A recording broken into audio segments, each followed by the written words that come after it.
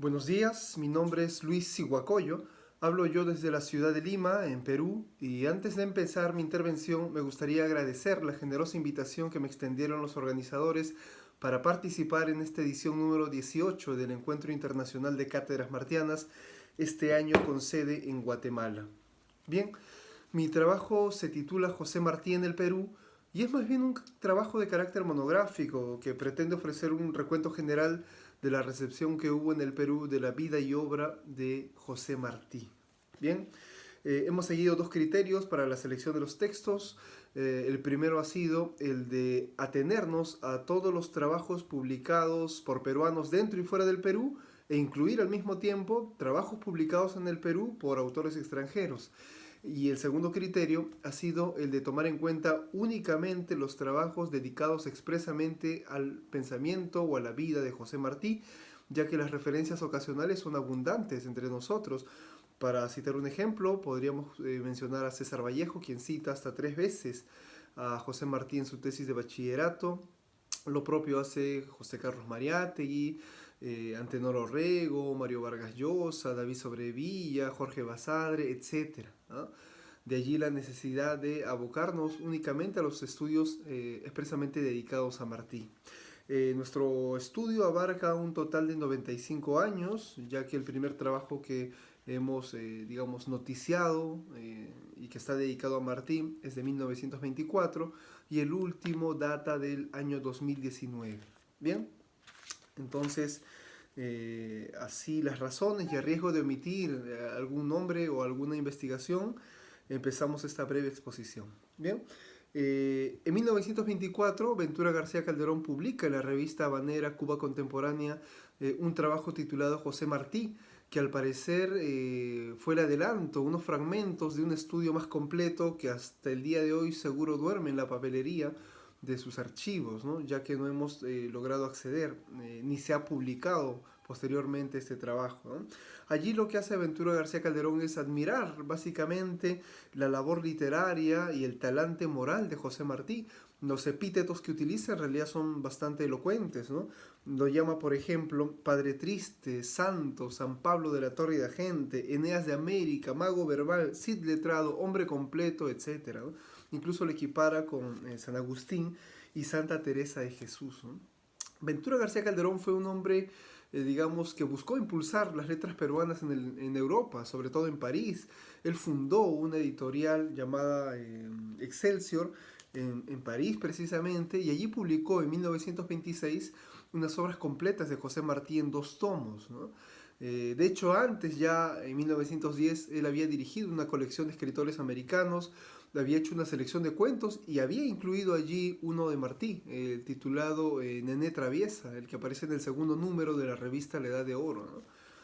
Luego de este trabajo de Ventura García Calderón, en la revista Cultural La Mauta de José Carlos Mariátegui aparece un artículo de un joven cubano, ¿no? Era en realidad un joven muy inquieto, ya que culturalmente hablando, ya que él falleció a los 20 años, pero hasta esa edad él había ya fundado una revista con el nombre El Estudiante, había escrito poesía, cuentos, crítica literaria, tenía un epistolario con diversas personalidades de la región, etc. ¿no?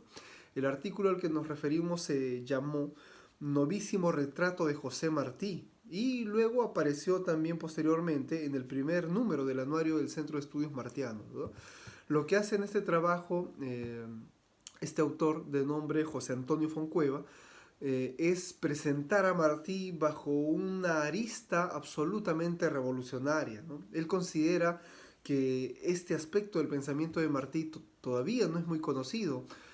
Ojo, él escribe y publica este artículo en 1928, ¿no? Es decir, hasta este momento él entiende que todavía, ¿no?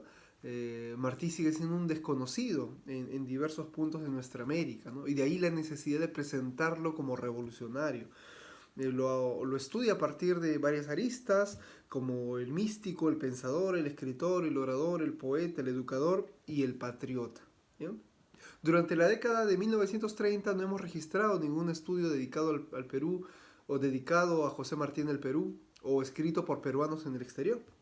Hubo que esperar hasta 1940, en que la revista Letras, que era el órgano de la Facultad de Filosofía, Historia y Letras de la Universidad de San Marcos, publicase un artículo titulado José Martí y su viva lección, del escritor peruano José Alvarado Sánchez, ¿no? Allí lo que demuestra José Alvarado Sánchez es un manejo magistral de los datos biográficos que hasta entonces se tenían de Martí. Estamos en 1940. Las biografías más importantes que aparecieron del prócer cubano, o las que se habían publicado hasta entonces, eran dos. La de Mañach, ¿no? Martí el Apóstol, que es del año 1933, y en este mismo año, 1940, aparece el Martí místico del deber, de Félix Lizazo, ¿no? Otro dato que sorprende de este trabajo del autor es que ubica a Martí como crítico de arte, ¿no? Esto es curioso porque el primer trabajo que nosotros hemos identificado de un estudio dedicado exclusivamente a Martí en esta faceta es del año 42, es decir, 2 años después, ¿no? Y sin embargo Alvarado Sánchez ya lo está mencionando, ¿no? En 1945, la revista de la Universidad Católica publicó unas cartas inéditas de Martí. Fueron 5 en realidad, que estaban dedicadas al editor de la revista ilustrada de Nueva York, ¿no? El señor Elías de Lozada. Y lo resaltante de estas cartas es que en una de ellas el editor invita a Martí a colaborar en la revista, ¿no? Nadie sospecharía que su primera colaboración iba a ser aquel trabajo que Cintio Vitier ha denominado como una de las grandes y sintéticas culminaciones de la obra martiana, ¿no? Nos referimos, por supuesto, al ensayo Nuestra América, aparecido el 10 de enero de 1891 en esta revista neoyorquina, ¿no? En 1953, año del centenario, se publican también 2 trabajos. El primero del polémico Luis Humberto Delgado, ¿no? Que es este libro llamado José Martí y Leoncio Prado, ¿no? Y el otro trabajo es el de Ciro Alegría, el escritor, el autor de El mundo de Sancho y Ajeno, ¿no? Y él presentó este trabajo en un encuentro de escritores martianos que se realizó ese mismo año en La Habana, del 20 al 27 de febrero. Bien, en el primer trabajo, en este libro, José Martí y Leoncio Prado en la Independencia de Cuba, lo que hace Luis Humberto Delgado es presentarnos un contrapunto entre estos dos personajes nacidos el mismo año, ¿no? Y que tuvieron una implicancia directa en las guerras de emancipación cubana, ¿no? Lo de Martí ya, digamos, es conocido, pero lo de Leoncio Prado, digamos, en muchos aspectos ha sido también una novedad, ¿no? Por ejemplo, solamente para poner un ejemplo, se menciona que en 1876, cuando Leoncio Prado era muy joven, ¿no? Apenas cruzaba los 20 años, él se embarcó junto a 12 camaradas cubanos y tomaron, digamos, un vapor español y lo bautizaron con el nombre de Céspedes, ¿no? En honor a quien elevó este primer grito de independencia en la Guerra de 10 años, ¿no? Tuvieron el asedio español, resistieron 2 meses y luego tuvieron que abandonar, pero antes de irse incendiaron este vapor español. Fueron perseguidos implacablemente. Ellos lograron escapar por las ciénagas, por los ríos de Centroamérica, totalmente descalzos, ¿no? Entonces sí, se nos presenta estas figuras como dos, digamos, elementos que están constantemente en busca de esa independencia del continente, ¿no? Nos dice el autor, ¿no? Los dos se inmolaron por la nación, los dos eran hijos de un continente que buscaba su emancipación, ¿ya? Y por su parte el trabajo de Ciro Alegría se tituló El criollo ejemplar, ¿no? Y allí lo que nos dice Ciro Alegría es que en realidad cuando hablamos de Martí como criollo no lo entendemos en un sentido provinciano, sino más bien universal, ¿no? En ese sentido, en que fue capaz de asimilar dentro de sí una serie de tradiciones para lograr una síntesis que lo llevarían, por ejemplo, a decir que el alma emana igual de los cuerpos, así estos difieran en forma y color, ¿no? Eso está en Nuestra América. Es decir, logra alcanzar una, digamos, una condición ontológica al momento de juzgar la humanidad, ¿no? No le entiende ya a partir de sus, digamos, accidentes físicos, sino que atiende a una cuestión mucho más profunda, ¿no? En ese sentido es que el autor lo llama criollo, ¿no? Bien, luego, al año siguiente, es decir, en 1954, el escritor arequipeño Carlos Maldonado Ramírez publica un libro titulado José Martí, Raíz y Ala de América, ¿no? Este libro estuvo acompañado por una silografía que preparó José Casimiro Cuadros, que fue, digamos, un notable silografista en el Perú, estudió en la Escuela de Bellas Artes, fue discípulo o alumno, más propiamente dicho, de Daniel Hernández, ¿no? Quien fue este notable pintor y primer director de esa institución. El libro arranca con un soneto preparado por Carlos Maldonado, muy bien logrado, dicho sea de paso, ¿no? Para, digamos, muestra de ello, voy a citar el primer cuarteto que dice: alta, curvada, libre, extendida, serena, la frente de Martí se lanza a un ideal, profunda su mirada, se pierde en una pena, vertida sobre el sino de su vida inmortal, ¿no? Muy bien logrados estos versos, ¿bien? Carlos Maldonado era profesor, así que juzgó también la obra de Martí bajo, digamos, anteojeras del magisterio, ¿no? Entonces él considera a Martí como un educador por excelencia, dice que sobre todo él fue un conductor y que su vigencia radica precisamente en eso, ¿no? En que pedagógicamente Martí sigue siendo funcional. ¿Bien? Luego, en 1957, Luis Alberto Sánchez publicó en 2 tomos unos escritores representativos de América, ¿no? Un libro con ese título, y en el segundo tomo hay un capítulo llamado José Martí, en el que estudia básicamente, digamos, su faceta como prosista, ¿no? Él rescata, digamos, esta rapidez, esta agilidad, el uso de las metáforas dentro de la producción escritural martiana, y pone como ejemplo los diarios de campaña, ¿no? Él dice básicamente que cuando Martí está escribiendo este diario de campaña, en realidad no tiene ningún ánimo de lucimiento, no hay ningún objetivo publicitario, ¿no? Y sin embargo, nadie podría reprocharle alguna línea que está allí escrita, ¿no? Está todo bien, dice Luis Alberto Sánchez, ¿no? Y coincidimos en ello, ¿no? Luego, en 1958, Ciro Alegría otra vez vuelve a publicar un trabajo en el diario El Comercio que se llamó Walt Whitman y José Martí. Como ustedes saben, Martí estuvo los 15 años, los últimos 15 años de su vida en los Estados Unidos, y allí tuvo oportunidad de conocer, de familiarizarse con el pensamiento denominado como trascendentalismo norteamericano, ¿no? Y cuyas figuras más cimeras, me refiero a Emerson, Whitman, Thoreau, ¿no? Él conoció, incluso estudió, y a los que les dedicó también artículos, ¿no? Precisamente aquí lo que hace Ciro Alegría es tratar de mencionar cómo algunas ideas de Whitman aparecen en trabajos posteriores de Martí, y concluye diciendo que si no hubo aquella influencia, existió entre Whitman y Martí una de esas coincidencias que son posibles entre los grandes de espíritu, ¿no? Luego, en 1961, el escritor jaujino Clodoaldo Espinosa Bravo publicó este libro, ¿no? 10 figuras de América. Una de esas figuras es, por supuesto, José Martí. Lo que hace allí el autor, ¿no? Me refiero a Clodoaldo Espinosa, es básicamente noticiar sobre todos los eventos, sobre todos, digamos, todas las actividades que se realizaron en 1953 a propósito del centenario de Martí, ¿no? Entre ellos, por ejemplo, menciona la creación de la medalla Martí, este premio otorgado a todos aquellos que difunden la obra y el pensamiento de Martí, ¿no? Y él también nos dice que en Jauja se celebraron diversos concursos escolares, y los ganadores de estos concursos se, digamos, hacían acreedores a libros de autores como Alberto Baeza Flores y Medardo Vitier, ¿no? Esto es importantísimo también, digamos, para esta cuestión que estamos ahora abordando, sobre la recepción que hubo no solo de Martí, sino también de la historiografía cubana en el Perú, ¿no? Bien, también nos dice que en 1911 aparecieron unas páginas escogidas de Martí en París, bajo el sello de la editorial Garnier Hermanos, ¿no? Y con prólogo de Ventura García Calderón. Lamentablemente no hemos podido acceder a este estudio, ¿no? Bien, luego de este libro se publicó en el Perú una edición de La Edad de Oro, ¿no? Esta de aquí, ¿no?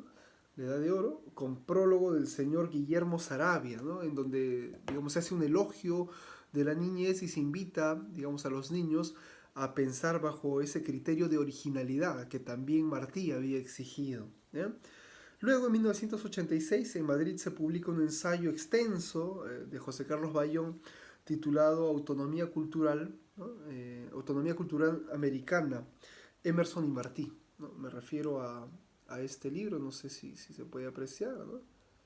Emerson y Martí. Bien, lo que hace allí básicamente el autor es analizar, hacer una, diríamos, una relación intertextual entre el ensayo de Martí llamado Emerson y el conjunto de diversos escritos del norteamericano, de Emerson, ¿no? Luego publica también, esto en el año 1995, ¿no? Este libro, Lecturas norteamericanas de José Martí, Emerson y el socialismo, ¿no? En donde también rastrea las lecturas que Martí tuvo del socialismo a partir de autores norteamericanos que estudiaban estos movimientos europeos, ¿no? Además, José Carlos Bayón es un importante y original autor que se ha encargado de publicar un sinnúmero de artículos, no solamente en el Perú, sino también fuera de ellos. Un caso, digamos, concreto es la colaboración constante que ha mantenido con el Anuario del Centro de Estudios Martianos, ¿no? En 1989 publicó, por ejemplo, su Martí, en 1982 su proceso de poetización del discurso inglés, en el 2001 Martí y el periodismo norteamericano, en el 2006 Martí en Estados Unidos, en el 2011 Martí como Prometeo y Harpagón de Alejo Carpentier, etc., ¿no? La producción de José Carlos Bayón ha sido bastante amplia y muy rica en muchos aspectos, ¿no? Luego, en 1989 se publicó la tesis doctoral del profesor Winston Gorrillo, ¿no? Esta es la segunda edición, el libro se titula así, Literatura, Inteligencia y Revolución en América Latina, y allí lo que hace es también presentar la figura de Martí en contrapunto con Mariátegui, ¿no? Los dos tuvieron, digamos, muchos temas en común, ¿no? No solo su preocupación continental, ¿no? Sino también ese afán de educar, ¿no? Ese afán de, digamos, hacer labor, de hacer movimiento, ¿no? Eh, Así las cosas, nos dice el autor, ¿no? El estrecho parentesco entre el pensamiento y la vida y la acción revolucionaria de los dos más grandes hijos de nuestra América, ¿no? Se proyecta también en esta disciplina, ¿no? Bien, luego José Miguel Oviedo, el afamado crítico literario peruano, publicó en 1989 este libro titulado La Niña de Nueva York, ¿no? Que es en realidad una revisión de la vida erótica de José Martí. Él nos dice que luego de una conversación con Guillermo Cabrera Infante surgió este interés de ubicar algunos episodios de la vida de Martí, episodios, digamos, personales, íntimos, ¿no? Y llega a la conclusión de que Martí, digamos, tuvo una hija con Carmen Millares, ¿no? Que fue la cubana que lo recibió en Nueva York y le dio hospedaje, ¿no? Muchos han especulado sobre este tema. Él asegura que, digamos, esta información es real. Incluso llega a entrevistar al supuesto nieto de José Martí, que es en realidad el señor César Romero, ¿no? Que es un actor conocido, o era un actor conocido en los Estados Unidos. Bueno, respecto a este tema, Nidia Sarabia publicó en 1990 la carta que Martí le escribió a una prima de Carmen Millares, ¿no? Y esta carta ha sido reproducida también en el número 12 del Anuario del Centro de Estudios Martianos. ¿Y qué cosa dice Martí? Él dice: ahora, de murmuraciones, ¿qué le he de decir? Ni Carmita ni yo hemos dado un solo paso. Si alguna mala persona sospecha sin justificación posible y contra toda apariencia que ella recibe de mí un favor que la manche, esa será una de las tantas maldades, mucho menos imputables y propaladas que otras, que hieren sin compasión años enteros a personas indudablemente buenas que las soportan en calma, ¿no? Eso es lo que nos dice Martí respecto al tema. Y bueno, al margen, como dijimos, de este episodio, ¿no? En realidad las indagaciones que van a surgir a propósito de la vida de Martí seguro van a ser todavía más numerosas, pero esto por suerte no logrará, digamos, entregarnos jamás el contorno total de Martí como hombre, ¿no? Bien, en el año 95, el Instituto de Investigaciones Humanísticas de la Universidad de San Marcos publicó este libro, ¿no? En realidad es una breve antología llamada José Martí para el amigo sincero, ¿no? En donde hay, digamos, algunas palabras prologales que tratan de presentar a Martí también a los lectores, digamos, peruanos. Y en ese mismo año se celebra el coloquio Martí, aquel hombre solar, en la Universidad de San Marcos. Contó con la presencia de una veintena de especialistas. Todos los trabajos se publicaron bajo digamos, el auspicio, ¿no? de Unión Latina y Aerocontinente, ¿no? El libro apareció 2 años después, ¿no? Es este de aquí. Eh, Todos los trabajos fueron ordenados bajo 3 criterios. El primero, la Edad de Oro. El segundo, poesía y prosa. Y el tercero, vida, ideología y política, ¿no? Luego de ese trabajo, en el año 1999, del 14 al 16 de junio, se organizó en Lima el Coloquio Internacional Nuestra América en el siglo XXI, vigencia de José Carlos Mariátegui y José Martí. Los artículos se publicaron en el número 22 del anuario del Centro de Estudios Martianos y allí participaron personalidades como Armando Jardávalos, por ejemplo, ¿no? María Regla Villa, y entre los peruanos, tuvimos la representación de Marco Martos, quien estudió la poesía de Martí rumbo al siglo XXI, ¿no? Luego, en 1999 también, la revista Alma Mater de la Unidad de Investigación de la Universidad de San Marcos publicó un trabajo de Marcel Velázquez titulado Reflexiones sobre la idea del hombre y del lenguaje en la obra de José Martí, ¿no? Allí el autor, Marcel Velázquez, trata de ofrecer bajo estos dos aspectos, ¿no? El hombre y el lenguaje en Martí, ¿no? Trata de ofrecernos un panorama sintético, un panorama general, y él concluye que, Martí fue un profundo hacedor de símbolos, ¿no? Y esto se grafica no solamente en lo que él hizo externamente, sino también con la figura que quiso proyectar con su propia vida, esta figura y esta metáfora, digamos, del sacrificio, ¿no? En el 2011, conmemorando el centenario del natalicio de José María Arguedas, se realizó también un congreso importante que reunió también a diversas personalidades, entre ellas Raquel Chan Rodríguez, y ella intervino con una ponencia que luego publicó y se tituló José Martí y José María Arguedas en Nueva York, ¿no? Lo que hace básicamente allí es estudiar el poema Amor de Ciudad Grande de Martí y estudiar la carta Nueva York y Quito de José María Arguedas, ¿no? Y concluye que ambos autores quedaron absolutamente deslumbrados, ¿no? Luego de su estancia en Nueva York. Bueno, ¿quién no se llega a deslumbrar, ¿no? Pero que al mismo tiempo logran identificar con criterio, digamos, sumamente crítico, que esta sociedad está basada en realidad bajo ciertos, fantasmas, como el del consumo, por ejemplo, ¿no? Que logran de alguna forma tergiversar, ¿no? Esa nobleza y grandeza que presentan, ¿no? No solamente la ciudad como tal, sino sus personajes, ¿no? Luego, en el número 35 del anuario del Centro de Estudios Martianos, Nanda Leonardini publicó el artículo Lucía Jerez, homenaje póstumo a dos amantes, ¿no? Allí lo que hace es analizar la única novela que escribió Martí y lo que nos dice es lo siguiente, ¿no? La conclusión es que Ana, el personaje de Lucía Jerez, es la simbiosis de dos seres reales unidos por el amor, Ana Martí y Manuel Ocaranza, ¿no? ¿Y por qué hace referencia a estos dos personajes? Como se sabe, la hermana de Martí murió en México, ella mantuvo una relación con el pintor, ¿no? Manuel Ocaranza. Bueno, y cuando Martí se enteró de la muerte de ella, quedó absolutamente destrozado, ¿no? Pero luego entabló amistad con Ocaranza, ¿no? Y esto le permitió incluirlos más tarde en esta novela o fundirlos en un solo personaje, ¿no? Precisamente esa es la propuesta de Nanda Leonardini, y también de allí la necesidad de explicar este episodio de, digamos, la biografía martiana, ¿no?